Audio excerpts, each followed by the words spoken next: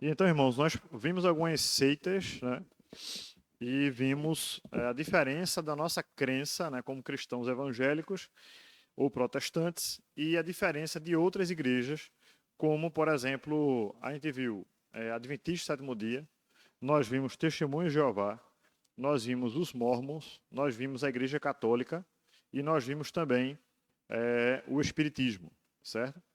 Então, foi muito bom esse comparativo, né? A última da semana passada foi justamente os Mormons, que eles se autodenominam, né, os santos dos últimos dias. E nós vimos que, dentre todos que nós estudamos, inclusive, eles têm a doutrina mais diferente de tudo que a gente estudou até o momento, né? Como, por exemplo, né, só recapitulando um pouquinho para quem não veio, e aguçar sua curiosidade também, se você não viu a aula passada, está lá no YouTube, pode assistir também, tá? Então você vai ver coisas como, eles acreditam que Deus foi um homem, eles acreditam que toda a humanidade é fruto também do Pai Celestial e da Mãe Celestial. Eles acreditam que Deus se fez carne, se materializou, teve relações sexuais com Maria e daí veio Jesus, tá? Só recapitulando um pouquinho sobre os mormons. E outras coisas mais que da revelação, da própria família de Joseph Smith, né? Tanto ele como o pai, como os avós, que já tinham essas visões. E só que ele tem uma visão diferente, né? Ele viu um anjo Moroni, que depois ele sabe que esse Moroni, que é um anjo para ele, né? Foi um ser humano já. Então o ser humano pode ascender à posição de um anjo ou até à posição de Deus. Acredito que todos nós podemos ser deuses. Então é uma doutrina bastante diferente. E claro que a gente não pode considerar uma doutrina como essa como cristã, tá certo? Por isso faz parte do movimento sectário. E eles são sectários, ou seja, separatistas, desde a fundação deles. Eles começaram com esse propósito, né?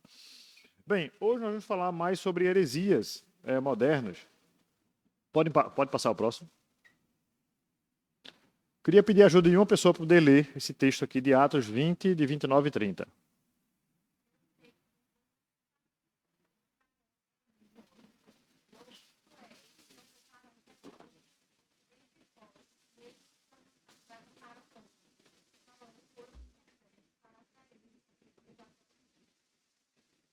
Veja, aqui é o apóstolo Paulo se despedindo, né, da igreja de Éfeso. Ele tinha chamado os presbíteros daquela região também para poder falar com eles. Dentre as coisas que Paulo fala, já caminhando para o final, ele diz exatamente isso, né, que depois da partida dele, entrarão no meio lobos. Então, veja, são duas coisas que a gente precisa atentar para a igreja do Senhor hoje.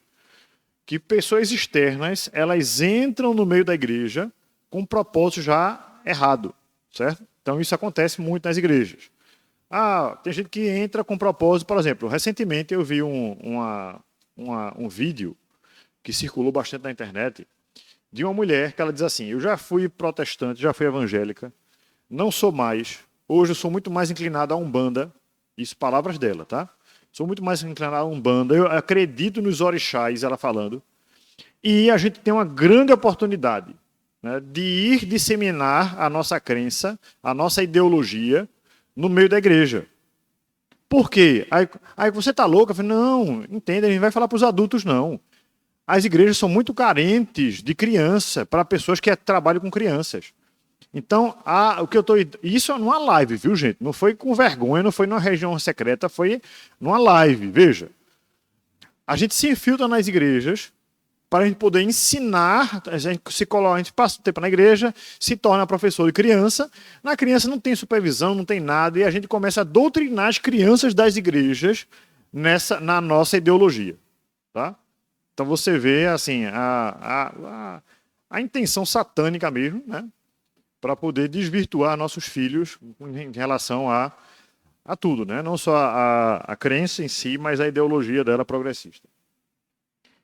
E o que mais, gente? Outra coisa que Paulo fala aqui também é esses lobos não pouparão o rebanho e que dentre vós mesmos se levantarão homens falando coisas perversas para atrair os discípulos após si. Ou seja, também dentro da igreja vão levantar pessoas que elas querem se envaidecer por envaidecimento, certo? Por um sentimento mais egoísta, anticristão.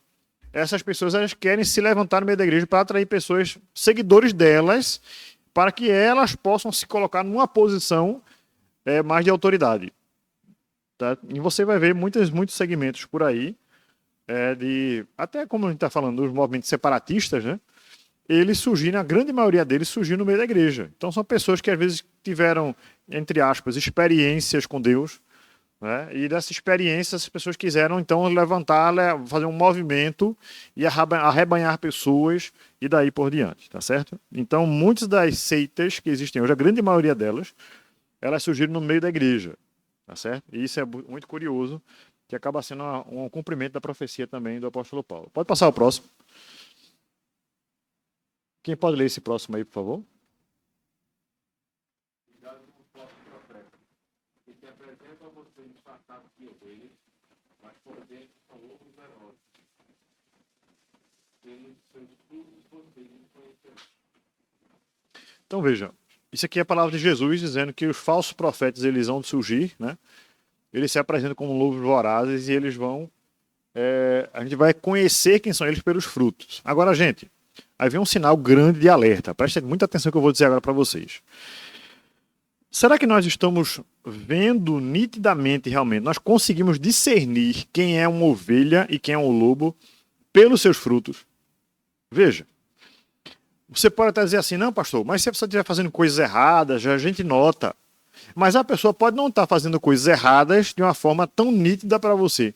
Por exemplo, eu vou pegar um exemplo de uma igreja neopentecostal, certo? Em que o pastor é conhecido aí pelas suas picaretagens, o dito pastor. E ele começando a falar sobre as coisas, pegando um texto, distorcendo completamente o texto, e num dado momento, isso eu vi, viu, gente? Para examinar mesmo o que esse cidadão estava falando, e num dado momento parei e ele fez assim. Leu o texto lá, distorceu o texto todinho, e depois viu, tá vendo, gente? Aqui nós pregamos a palavra de Deus. E a multidão que estava na igreja lá disse, amém, glória a Deus, tal. Vocês estão compreendendo, gente? Mas por que essas pessoas foram facilmente movidas para aceitar a doutrina como aquela que ele está pregando? Porque elas não conhecem a verdade. Certo? Então, nosso intuito na aula de hoje, uma vez que a gente caminhou e percorreu esse caminho até agora, é falar mais sobre heresias. A gente vai demandar um tempo dessas próximas aulas, que heresias modernas, heresias que acontecem no meio da igreja. Tá? Amém? Pode passar o próximo. Vejam um dado aí impactante, tá? Aqui tem um gráficozinho que diz assim, olha, a Bíblia é útil, mas não é uma verdade literal. Então, isso foi uma pesquisa feita lá nos Estados Unidos, tá? No ano de 2014, foram abordadas mais de 3.000 pessoas nessa pesquisa que foi feita. E dentre os evangélicos, ficou ruim para mim aqui, deixa eu ver se... Pronto, dentre os evangélicos, 50% afirmou que a Bíblia é útil, mas não é uma verdade literal. Gente, isso faz 10 anos, estamos em 2024, né? Muito provavelmente, de lá para cá, as coisas não melhoraram. Devem ter piorado. Tá certo?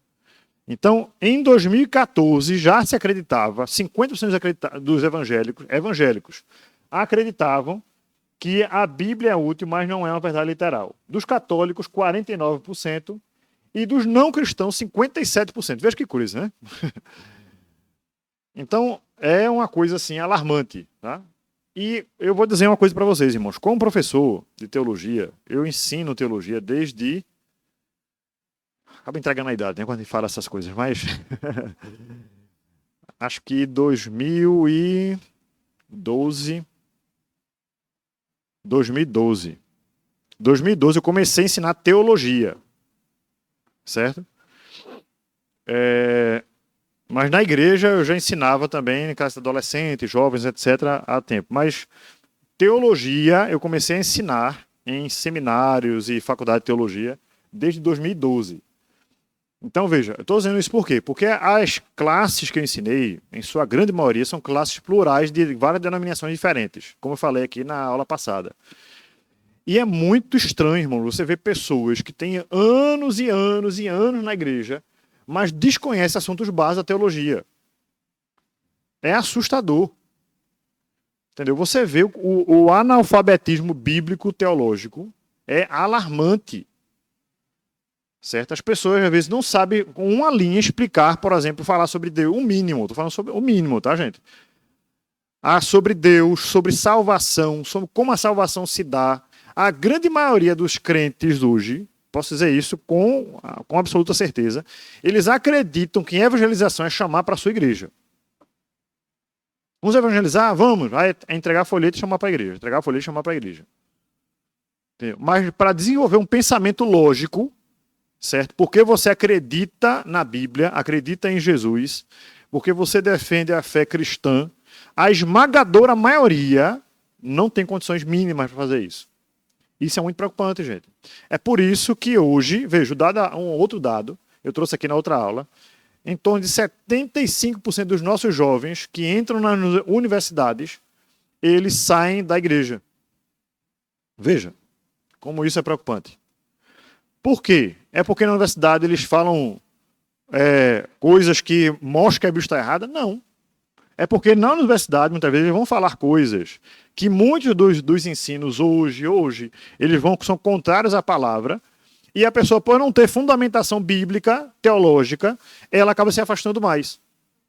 E acaba, dentro de algumas igrejas, escutando coisas como eu já ouvi, tá? De colegas pastores. Gente, teologia não é para os dias de hoje, não. A teologia é uma coisa totalmente esfria o homem. Teologia é uma coisa que deixa a pessoa mais afastada de Deus. A gente tem que ter mais experiência com Deus. Gente, meu irmão, você não vai ter experiências legítimas com Deus se você não se aproximar dele através da palavra. Porque a Bíblia diz, a fé, ela vem pelo ouvir e o ouvir a palavra de Deus. Amém. Então, o que pode acontecer com alguns, não posso dizer que alguns de vocês, Deus os livre, mas é coisa como Joseph Smith, teve uma visão lá, uma visão e teve lá duas figuras, dizendo que era o pai e o filho, depois uma outra figura dizendo que era um anjo, e antes foi um homem que estava encarnado, desencarnou e agora é um anjo, coisa desse gênero, entende, irmãos? Então, a gente precisa ter muito cuidado com isso. Não que a gente não possa buscar e não deva buscar experiências com Deus, a gente deve isso com todo o nosso coração também. Através da oração, da busca, sempre. Né? Aproveito até para abrir um parênteses e dizer que nós estamos orando aqui segunda-feira, toda segunda-feira, às 8h30 da noite, tá? Online, então não precisa nem você sair de casa. Tá? Então isso ajuda muito também as pessoas que quiserem fazer mais essa rotina. Tá? Então, gente, por que eu estou falando isso? Porque a experiência é muito bom, mas se não tiver embasamento bíblico, você vai ser muito fácil movido de uma coisa para outra, tá certo? Deixa eu aproveitar isso aqui, gente, para fazer uma pergunta, né? Para vocês. A pergunta é o seguinte. Veja bem, viu, gente? Uma vez na sala de aula eu fiz isso. Eu vou fazer uma pergunta para vocês. Aí teve uma irmã que fez assim, ai meu Deus. Que foi, minha irmã? Eu falei, pastor, suas perguntas nunca são fáceis. Eu fiz só uma pergunta, minha irmã. Gente, uma pergunta, veja só. Você acredita que a Bíblia é a palavra de Deus? Sim? Sim? Quem aqui acredita que a Bíblia é a palavra de Deus? Levante a mão, por favor. Deixa eu ver. Oxe, foi coçar a cabeça na hora. Muito bem, gente. Não precisa levantar a mão dessa segunda pergunta, tá, gente? Quem aqui já leu a Bíblia toda? Não precisa levantar a mão, tá? Mas veja, se nós acreditamos que a Bíblia é a palavra de Deus, e eu tenho um exemplo, 5 anos de convertido, 5 anos, tá? Veja, você pode ler a Bíblia toda em 1 ano, tranquilamente. Então, vamos esticar mais o prazo, 5 anos. E você não leu a Bíblia toda ainda. Então tem alguma coisa com aquilo que você acredita e com aquilo que você está praticando. Você entende? Tem um erro, né? Se eu acredito que a Bíblia é a palavra de Deus, eu não li a Bíblia, tenho no mínimo 5 anos de convertido, eu nunca li a Bíblia toda, então tem uma coisa errada comigo. Ou eu não acredito, ou não é prioridade para mim. Entende? Tá certo? Diga, Adriano.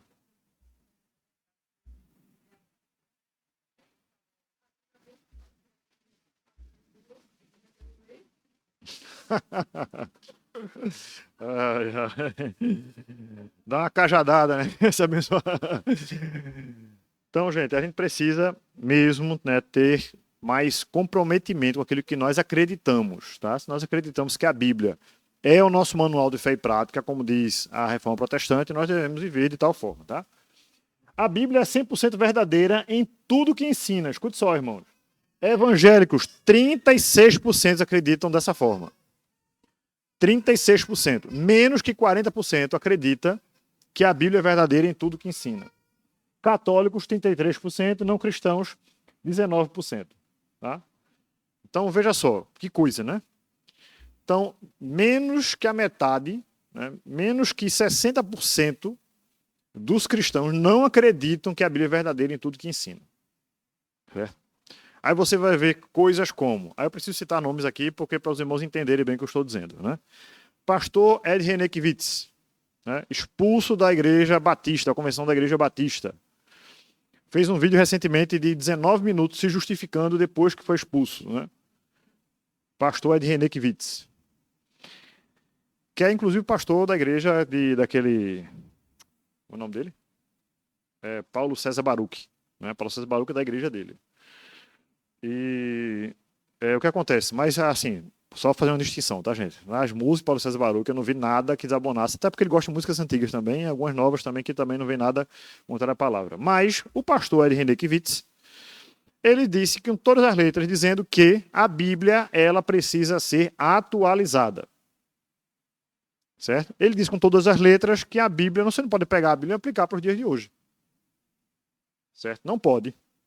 Porque a Bíblia, ela é insuficiente para atender as demandas modernas. Palavras dele, tá certo? O pastor Ricardo Gondim foi um outro pastor também que pregava muito, que tem todo um ministério aí já de anos, escritor de livros também. Ele afirma categoricamente que Deus não conhece o amanhã, porque o amanhã não existe.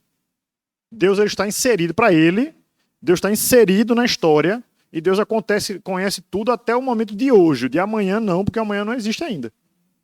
Então Deus vai aumentando em conhecimento. Deus não é todo ciente, onisciente. Deus vai aumentando em conhecimento também.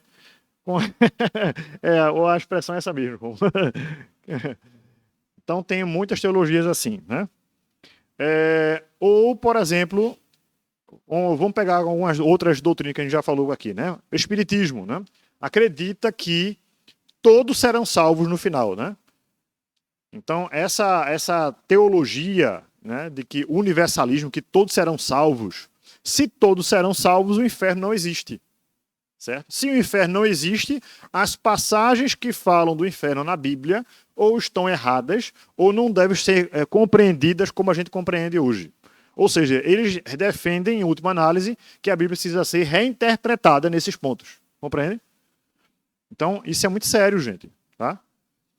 Outra doutrina, né, que a gente já falou aqui também, né, o Pai é o Filho e o Filho é o Espírito. Né? Então, essa unidade, dizendo, existe só um Deus. E o Pai é o Filho e o Filho é o Espírito. Isso é heresia, tá? Nós acreditamos que há um Deus único e triuno ao mesmo tempo, né? São três pessoas distintas. O nome certo é pessoas, tá, gente? São três pessoas distintas e unidas em essência, tá? Então, eles são essencialmente um, tá bom? Pastor, me explique pormenorizadamente. A gente não consegue explicar, né? Porque a Bíblia não dá toda essa explicação. Mas a Bíblia diz categoricamente que há um só Deus, diferente dos testemunhos de Jeová, que acreditam que Jesus é um Deus menor, tá certo?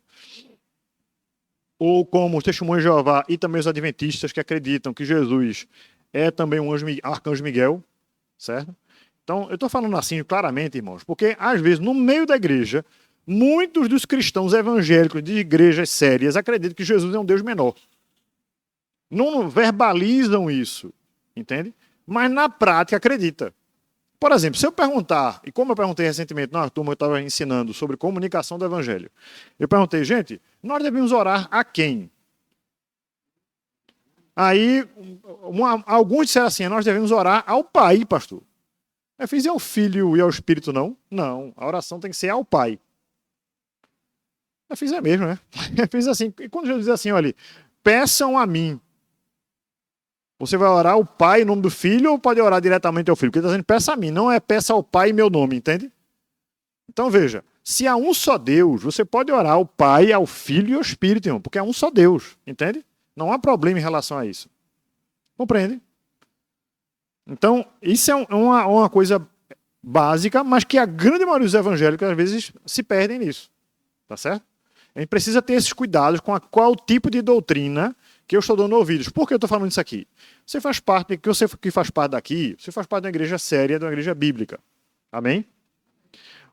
Mas sempre, sempre, sempre eu devo estar sempre buscando, examinando as escrituras para saber se é tal qual está sendo dito. Porque Paulo sofreu isso lá em Bereia, né? E ele disse que os bereanos eram mais excelentes que os tessalônicas, porque à medida que Paulo pregava, eles queriam investigar nas escrituras se é da forma que ele está dizendo. Então isso não é ruim, irmão, para igreja nenhuma. Tá certo? Pelo contrário, todo pastor é fiel à palavra de Deus, ele deve ficar muito feliz se alguma vez ele disse assim, pastor, só falou um negócio, e eu fico muito feliz, viu, gente? Estou dizendo assim por mim, acredito que o pastor Mateus também, né, com certeza, deve dizer assim, pastor, só falou para mim um negócio e eu entendo diferente. O senhor pregou um negócio, o senhor ensinou um negócio, e eu entendo diferente. De vez em quando eu escuto coisas assim, viu? Eu entendo diferente. Como é isso aqui? Para eu poder entender melhor, para poder. Às vezes é questionando para saber se eu estou falando algo embasado realmente. Entendeu? Por quê? Porque você pode vir para esse momento aqui, ou ver na internet, e estar vendo, tá com outro pensamento diferente. E às vezes você tem que saber, tem que investigar, tem que perguntar mesmo. Tá? A igreja, ela forma pensadores, porque para você se tornar um pensador, você tem que ser um questionador. Compreende? Não estou dizendo que você vai questionar, será que Deus existe mesmo? Não, tem coisa que eu já sei, né? Agora, se eu puder levantar argumentos sobre aquilo que eu já sei, melhor ainda. Eu mesmo, estou fazendo a minha experiência, tá? Há anos atrás, eu já acreditei teologicamente em uma área da teologia que eu não acredito hoje. Porque eu parei um tempo e fiz assim, olha, peraí, isso aqui foi eu que aprendi ou eu estou seguindo isso porque alguém me disse? Não, eu estou seguindo isso porque alguém me disse. E o meio que eu estava era muito assim, então eu vou começar a investigar mais para saber se é isso mesmo. E investiguei e vi que não era. Você compreende? Então a gente precisa ter um cuidado, irmãos, quanto àquilo que a gente acredita e quanto àquilo que a gente ensina para outros. Vou passar para você. A Adriana levantou a mão primeiro.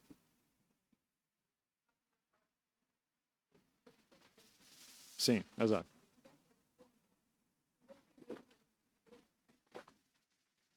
Boa pergunta, Adriana. Veja só. A pergunta da Adriana, só para falar no microfone, é: a Bíblia diz que o Espírito Santo intercede por nós. A pergunta é se ele intercede por nós, se a gente pedir ou se a gente não pedir. Tá?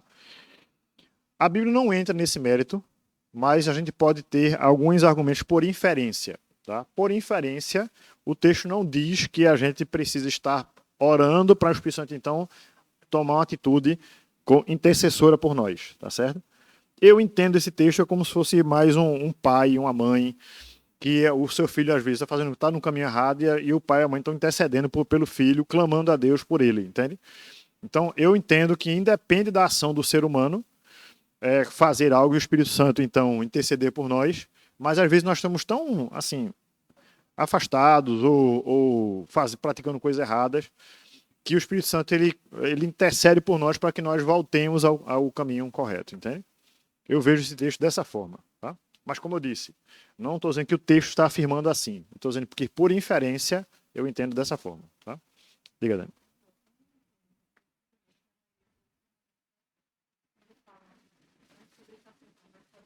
Pode, pode.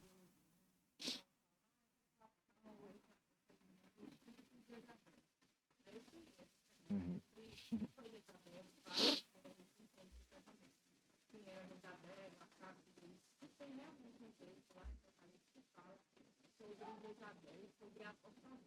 Isso.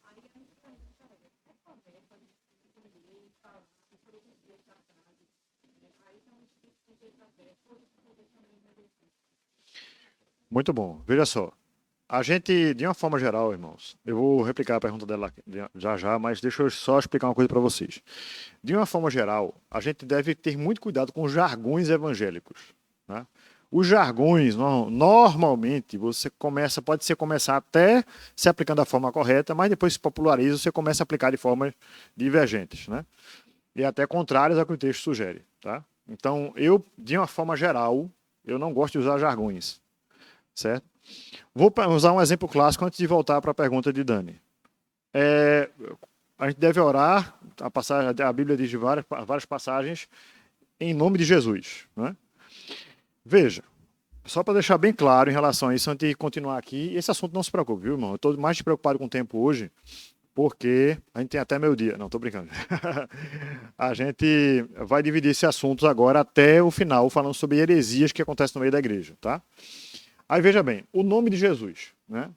Hoje, por a Bíblia ensinar que a gente deve orar em nome de Jesus, muita gente acredita que em nome de Jesus é como um abracadabra, certo? Se eu afirmar algo e no final disserem em nome de Jesus, aquilo vai acontecer, certo? E não é assim que o texto está dizendo. O que o texto está dizendo, quando eu devo orar em nome de Jesus, é o seguinte: eu devo orar de tal forma que eu estou me posicionando como se fosse Jesus no meu lugar fazendo aquilo. Entende? É como um emissário de um rei que foi levar a mensagem para um outro rei. Ele vai estar levando a mensagem para o outro rei em nome do rei que ele foi enviado. Entende? Então ele vai chegar lá, não precisa dizer, olha, em nome do rei e tal. Se ele já foi reconhecido, chega lá e diz assim, olha, eu estou ordenando a você que a partir de hoje você faça isso. Se você não fizer isso, vai haver consequências. Você está entendendo? Ele está levando a mensagem tal qual o rei mandou ele dizer, uma ordem expressa. Vou dar um exemplo disso, prático, né? Jesus disse o seguinte, olha, ide por todo mundo e pregar o evangelho a toda criatura. Tá certo? Quando nós vamos pregar o evangelho, nós estamos indo em nome de Jesus. Você está entendendo? Então, o que eu falar lá, eu tenho uma alta responsabilidade com as pessoas, com o que eu vou falar e para quem eu vou falar, porque eu não estou falando em meu nome, eu estou falando em nome de Jesus. Você está entendendo? Então, eu não posso falar qualquer coisa, não posso falar qualquer heresia, eu não posso chegar a dizer qualquer balela, não. Certo? Tem uma grande responsabilidade em relação a isso. Ok? Então, da mesma forma, tem a expressão, Jezabel, né, esposa de Acabe, ela foi uma mulher extremamente usada pelo maligno lá no Antigo Testamento, né, lá no rei de Israel, rei do norte. E lá em Apocalipse tem a expressão espírito de Jezabel, né, se referindo a um espírito de prostituição, né, mas na igreja. É mais prostituição, inclusive prostituição até de idolatria, né? Que a gente chama de prostituição teológica, prostituição religiosa. E o que acontece, gente? Acontece que às vezes se populariza muito algumas expressões. Eu prefiro não usar, tá? Porque não é uma expressão como outras expressões também que você deve usar em comum assim, porque às vezes perde o sentido, né? Você acaba brincando com aquilo ali depois. Ei, tá falando, mas fulano tá com o espírito de misericórdia, que tem a gargalhada, aquele negócio, ou seja, perde-se o sentido, né? Eu acho que as palavras ela têm um poder muito grande quando ditas da forma correta, né? Vou dar um exemplo de uma palavra que João diz, por exemplo, a gente usa pouco hoje em dia, mas a gente pode até usar mais. Por exemplo, João vai dizer o seguinte, não é o Batista, não. João vai dizer o seguinte, João é o evangelista, né? Que há muitos anticristos no nosso meio, né? Misericórdia, mas... Porque, veja, uma coisa é a pessoa do anticristo, ou o governo do anticristo, como alguns entendem, mas eu não quero entrar nesse mérito agora. E outra coisa são anticristos. Tá? Anticristos são pessoas que se levantam, se opõem a Cristo e a sua mensagem. De uma forma velada ou não. Certo? Um exemplo, gente. Vou dar um exemplo claro. Hitler foi um exemplo de anticristo. Certo? Foi um anticristo, não estou dizendo que foi o anticristo, entende? Mas foi um anticristo. Mas um pastor que chega na televisão, certo? Esqueci até o nome dele agora, não dizia. Mas chegou lá dando entrevista para aquele Lázaro Ramos. E chegou lá perguntou a ele, olha, uma pessoa que perdeu um filho, tudo, onde é que está Deus nisso? Né? Aí ele fez, não sei, quem pode saber? Né? Deus que pode ser ele, pode ser ela. Deus, ele... Aí começou a falar um bocado de heresia. Gente, isso é um anticristo. Ele está se opondo à palavra de Deus, entende? Então, uma pessoa que se opõe à palavra de Deus, mesmo enchendo a palavra de amor, de heresias, isso é por isso que é muito sério, gente, heresias. É por isso que Paulo diz, olha, ainda se nós, veja o que Paulo diz, ou se um anjo de Deus descer, né, e falar para vocês um outro evangelho, seja tido como maldito. Expulse da igreja. É isso que Paulo está dizendo. Tamanha seriedade da coisa. Entendeu? Então hoje a gente tem um falso amor, certo? Em dizer assim, eu já ouvi muito isso, né? Denunciando certas igrejas, certos comportamentos. Não é porque simplesmente diverge do meu, mas é porque é antibíblico, tá? Aqueles que são diferentes do meu, não, irmão, a gente caminha em paz, tranquilamente. Mas aquele que vai dizer, por exemplo, como o Edir Macedo certa vez disse, dê seu dízimo, dê sua oferta, tudo, e coloque Deus contra a parede, que ele tem a obrigação de lhe abençoar. Gente, né? Uma criatura dessa, né? Ela está agindo como um anticristo. Tá certo? Ele está se opondo à verdade de Cristo. Você está entendendo? Anticristo é contrário a Cristo. Então, se Cristo diz, né? Se a palavra de Cristo, se a palavra de Deus diz que Deus é soberano sobre todas as coisas, a gente tem que ter cuidado quando aquele que diz que Deus está refém de alguma coisa. Você compreende? Amém? Então a gente tem que ter muito cuidado com isso. Então, a gente, às vezes, assim, o que eu escuto muito, às vezes as pessoas assim, mas pastor, não fale de pastor tal, não, porque muita gente está sendo abençoada por ele. Eu falei, meu irmão, até que ponto está sendo abençoado? Veja, estatisticamente falando, há um fenômeno que acontece no meio evangélico, por exemplo, as igrejas neopentecostais como Igreja Universal do Reino de Deus, Igreja Mundial do Poder de Deus, Igreja Internacional da Graça, dentre outras, começaram a alcançar algumas pessoas que nós, cristãos evangélicos, não estávamos alcançando. Entendeu? Isso é fato. Essas pessoas, muitas dessas pessoas começaram a ir para as igrejas. Agora, o intuito de muitas delas é, pare de sofrer, né?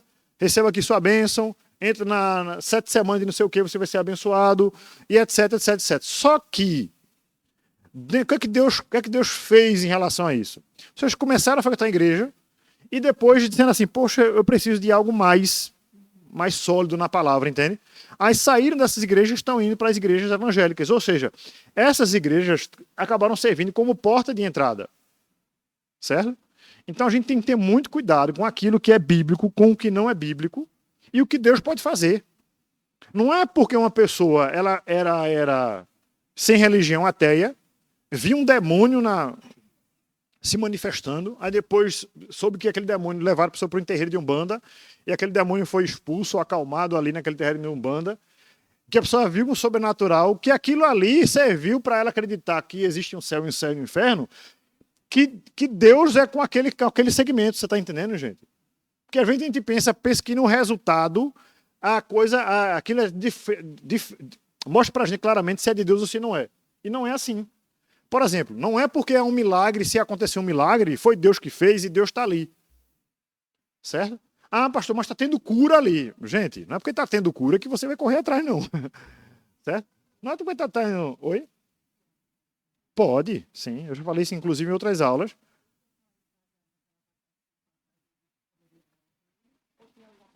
Tem outras passagens, mas como, por exemplo, no livro do Apocalipse, mesmo que você citou ainda agora, fala que ele vai fazer sinais, prodígios e maravilhas.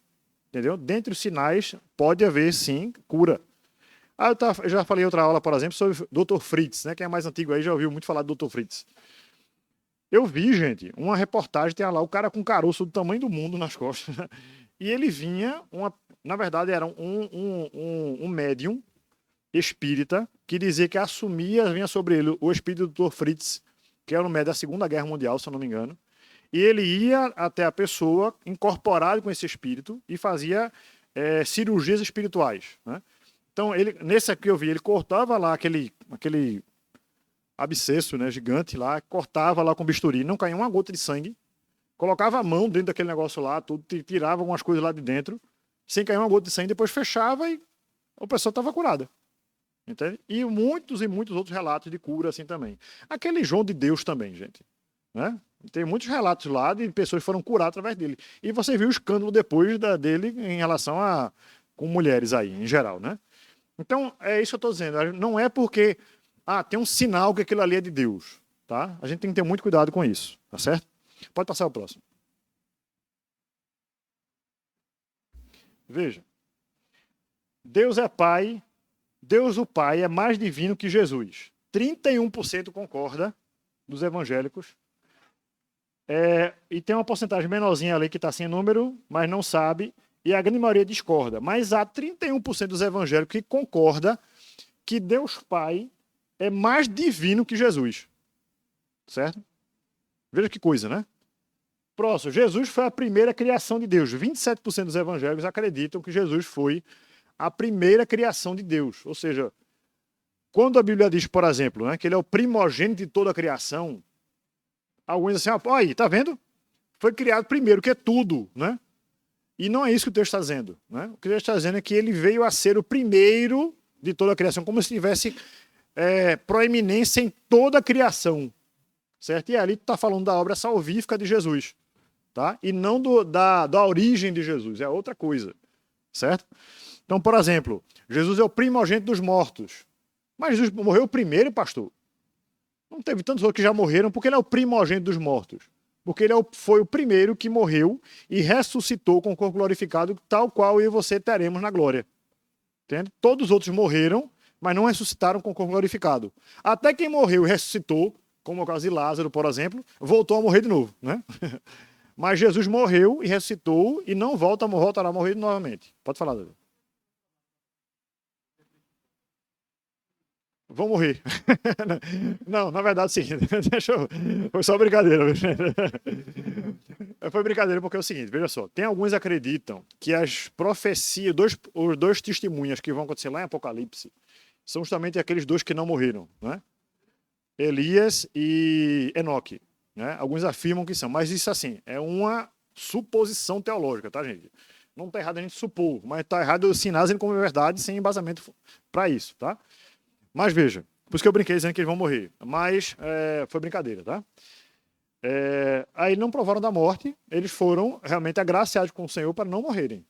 Só isso. Nada em relação a algo assim, a mais que eles pudessem ter, tá? Vou falar.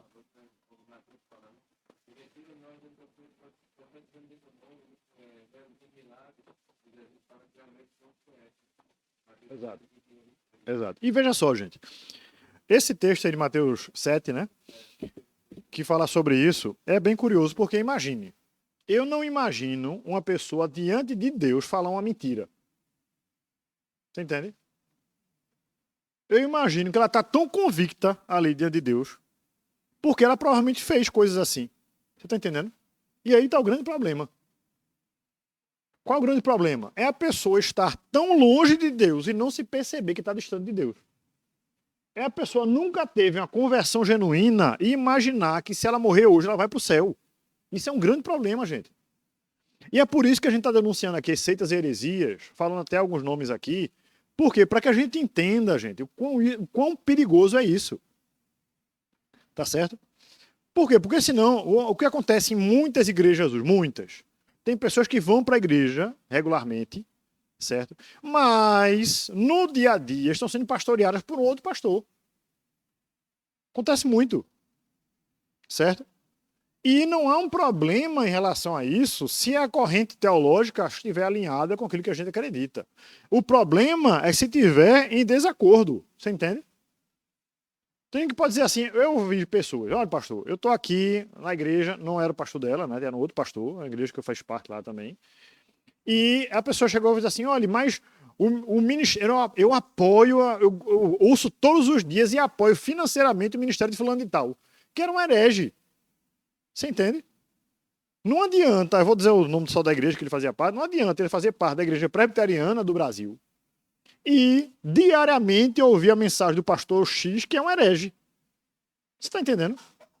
Então isso é muito sério, gente. O que é que fez essa pessoa não ter o crivo para entender que certas coisas estão erradas à luz da Bíblia? Entendeu? Será que a pessoa, ela realmente, ela é convertida, ou ela está se enganando que está ali? E isso a gente precisa se examinar.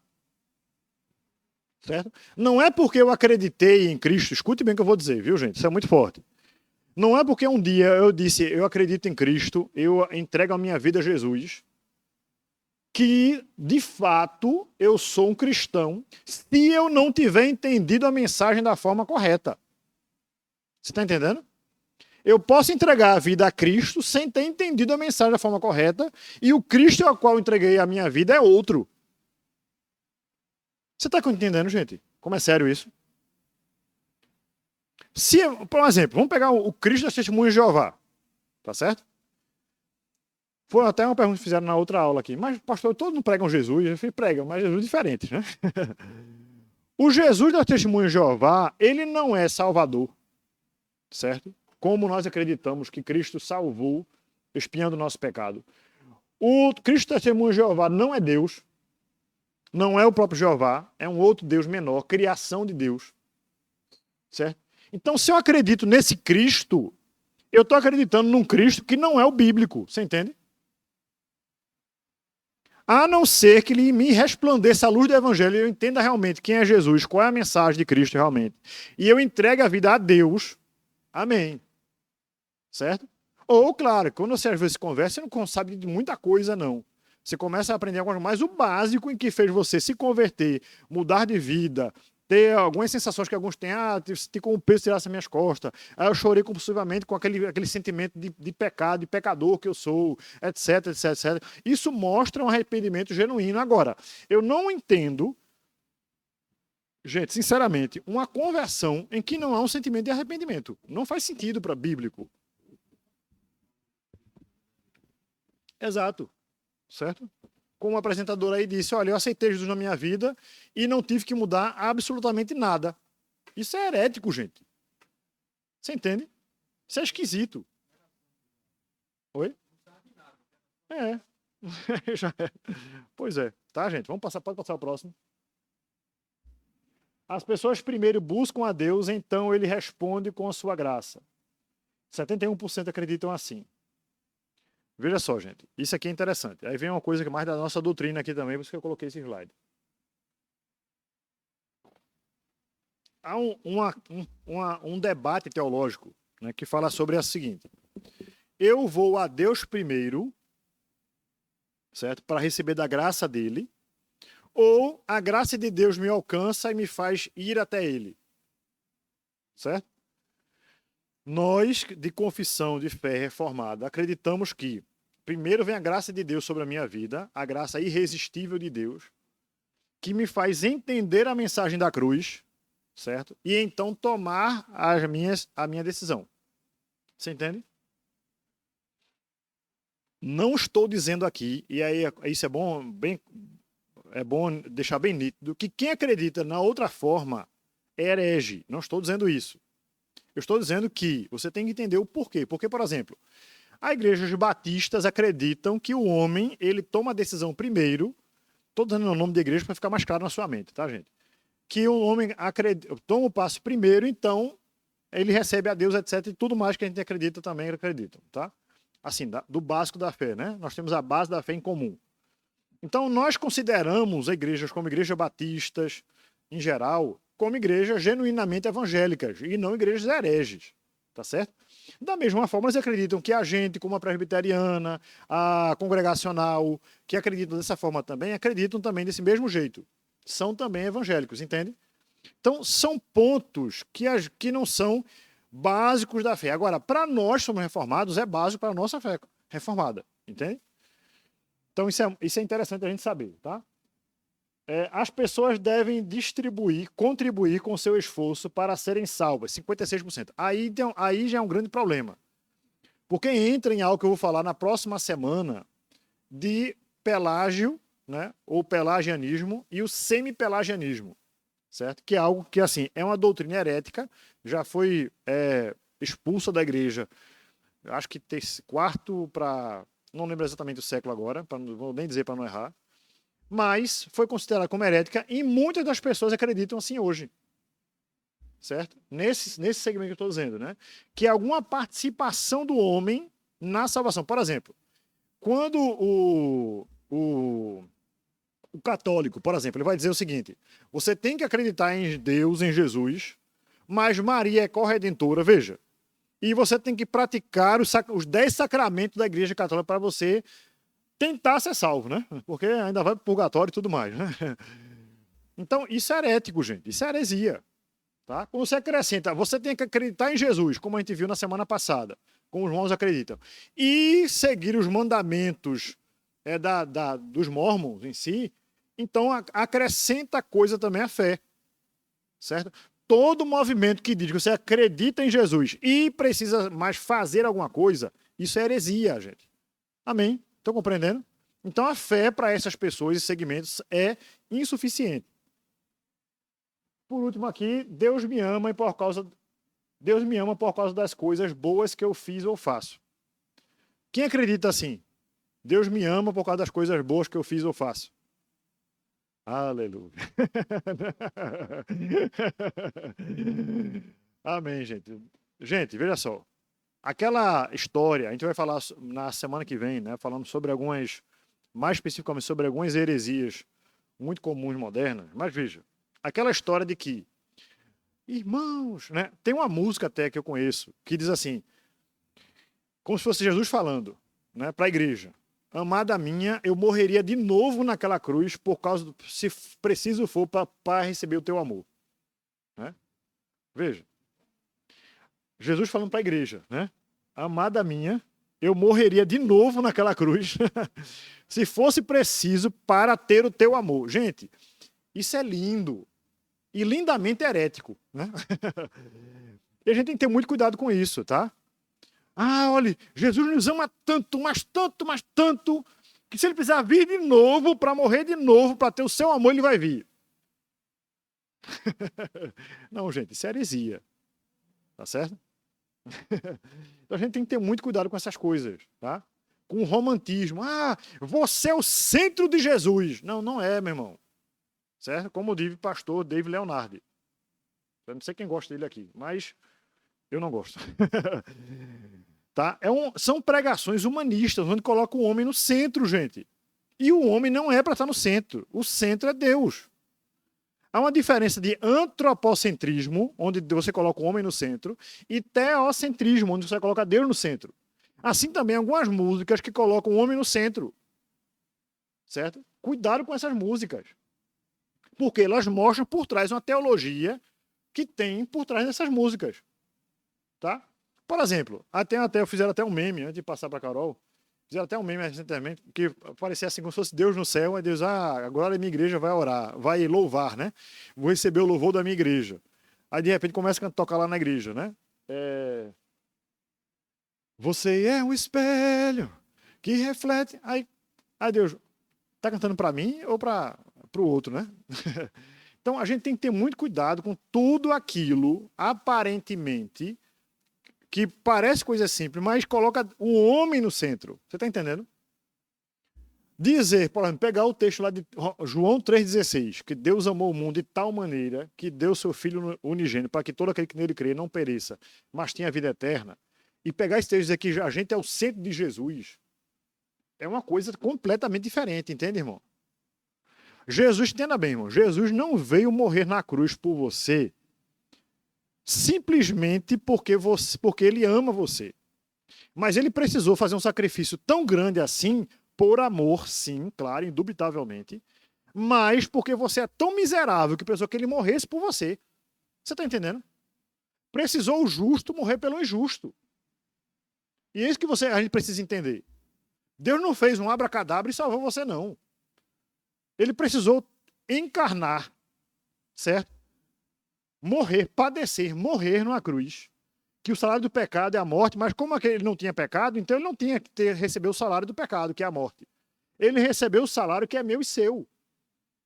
E a gente precisa, diante dessa verdade, se arrepender dos nossos pecados e nos voltarmos para Deus com todo o nosso coração. E uma coisa que eu tenho falado muito, gente, batido muito há uns anos atrás, de uns anos para cá, é, por exemplo, o primeiro mandamento, o primeiro grande mandamento católico, que a gente assimilou, a gente repete muito isso. Qual é o primeiro grande mandamento? Amar a Deus sobre todas as coisas. Não é. O primeiro grande mandamento é amar a Deus com todo o seu coração, com toda a sua alma, com toda a força, com todo o seu entendimento. Porque tem pessoas amando Deus sobre todas as coisas. Em segundo lugar, ama o Orixá, ama Maria, ama Allan Kardec, ama o raio que o parta. Então, desculpe a expressão, irmão, mas a gente está muito abobalhado na nossa crença. Entendeu? A gente precisa ter seriedade com aquilo que a gente acredita de fato. A gente não está brincando de ser crente, não. Porque o inimigo não brinca de ser diabo, não. O inimigo não vai chegar para vocês e dizer assim, olha, vamos fazer uma tréguazinha, vamos passar 3 meses sem mexer com você. Ele não vai fazer isso não, irmão. Ele não passa um dia só. O que ele quer fazer comigo, com você, é o que a Bíblia diz que ele quis fazer com Pedro lá. Pedro, olha, Satanás me pediu para cirandar e te moer como trigo. Entendeu? É isso que o inimigo faz. E às vezes a gente está brincando dessa igreja. Entendeu? A gente não está comprometido com a palavra como a gente deveria ser. A gente não está denunciando o erro como a gente deveria denunciar. Aí tem gente ímpia. Eu pego um Uber, por exemplo, até o cara lá. Rapaz, olha, esses pilantras crentes que falam que assim, que tem que ser, tem que dar dinheiro para poder receber a bênção de Deus. Isso é uma pilantragem, não sei o que, tal. Aí eu, pastor, né, naquele Uber lá, aí eu falo, amigo, desculpe, eu posso interagir, eu concordo com você, mas não é todo mundo. Mas eu concordo que é pilantragem, sim. Ele, pois é, não sei o que, tal, mete o pau, né? Desce a lenha. Aí eu falando, pois é, meu irmão, eu mesmo sou pastor e não concordo com nada disso que você falou. Ele olha para mim assim e fala, irmão, tem igrejas sérias ainda. Mas veja, gente, ele precisa, realmente, entenda, ele precisa lembrar que há igrejas sérias, porque as igrejas sérias denunciam erro. Você está entendendo? É simples isso. Mas se as igrejas sérias ficarem caladas, o que acontece? É a famosa frase de Dr. Martin Luther King. Né? Quem sabe a famosa frase do Dr. Martin Luther King? Você sabe dizer? O problema não é o grito dos maus, mas o silêncio dos bons. Os maus estão gritando aí o tempo todo, gente. Mas nós que temos o evangelho, às vezes a gente está calado. Não é porque a gente é bom, não. Mas porque a gente sabe do que é a verdade e a gente está calado. E não denuncia o erro do outro. Não estou dizendo também você ser aquelas pessoas que vai estar por aí só falando mal dos outros. Não, não é isso não, gente. Você vai estar pregando a palavra, falando com amor, certo? É isso que você tem que estar no seu coração. Mas, ao ser confrontado com certas coisas, você tem que falar. Você tem que dizer aquilo que é a verdade e aquilo que não é a verdade. Amém? Carol, pode falar. Foi.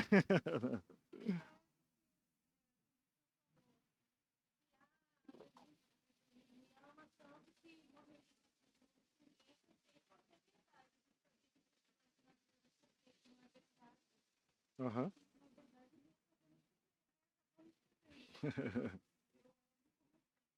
Exato, exato. Tá certo? Amém, irmãos. Que o Senhor Jesus nos ajude, né, na nossa caminhada, a nós não só nos santificarmos, tá, irmãos? A santificação, irmãos. Eu queria terminar com essa palavra, tá? A Bíblia diz que nós buscamos a santificação sem a qual ninguém verá o Senhor. Né? Então, santificar-se, em última análise, é você se aproximar mais daquele que é santo. Né? É você buscar mais, estar mais próximo daquele que é santo. E como é que eu me aproximo mais de Deus? Pela sua palavra e pela oração, principalmente. Tá certo? Claro que há outras coisas como jejum, outras disciplinas espirituais que são bons, muito boas a gente fazer e praticar e não devemos esquecer delas. Mas entenda, a oração, certo? E a palavra de Deus, como disse Jesus certa vez, vocês já estão limpos pela palavra que eu vos tenho falado. Né? E que a gente possa verdadeiramente ler a palavra, examinar a palavra, meditar nas escrituras e essa palavra ir limpando a nossa mente e nos confrontando, certo? Apontando o nosso erro e a gente se corrigindo ao longo do caminho. Não é porque nós acreditamos em Cristo que a gente não precisa ir a Deus diariamente para nos arrepender do nosso pecado que nós pecamos diariamente. É justamente o contrário disso. É justamente porque eu acredito em Deus, que eu me tornei filho dele pelo que a Escritura me ensina, que eu devo me chegar a ele diariamente e pedir perdão a ele pelos meus pecados e que a sua palavra ilumine a minha mente, meu coração e a sua vida também. Amém? É nesse sentido que a Bíblia diz que lâmpada para os nossos pés a tua palavra e luz para o nosso caminho. Né? Que ela possa nos mostrar onde nós estamos errando e o que nós precisamos consertar. Amém? Vamos orar, irmãos. Vamos ficar em pé para nós orarmos, encerrar esse momento. Semana que vem tem mais sobre heresias da igreja, heresias modernas, tá? Então, por favor, cheguem cedo, né, para que a gente possa interagir mais, tudo, e a gente possa ter um momento ainda mais abençoador. Senhor nosso Deus e Pai, obrigado, Senhor Deus, por estar na tua presença. A ti seja a glória, a honra, a majestade para todo sempre. Eu clamo a ti nessa hora, meu Deus, por cada um de nós, meu Deus, cada um filho teu, cada uma filha tua, meu Deus, que o Senhor possa abençoar grandemente, meu Deus, em nome de Jesus. Mas abençoar, meu Deus, no sentido de abrir nosso entendimento para que nós entendamos a tua palavra, creiamos em ti, meu Deus, e apliquemos a tua palavra no nosso dia a dia. E que a nossa luz, como diz a tua palavra, resplandeça diante dos homens e as pessoas vejam as nossas boas obras, que não são só caridade, mas pregar a verdade também, e elas glorifiquem ao teu nome, ao nosso Pai que está nos céus. Assim nós oramos e te agradecemos em nome de Jesus. Amém. Deus abençoe.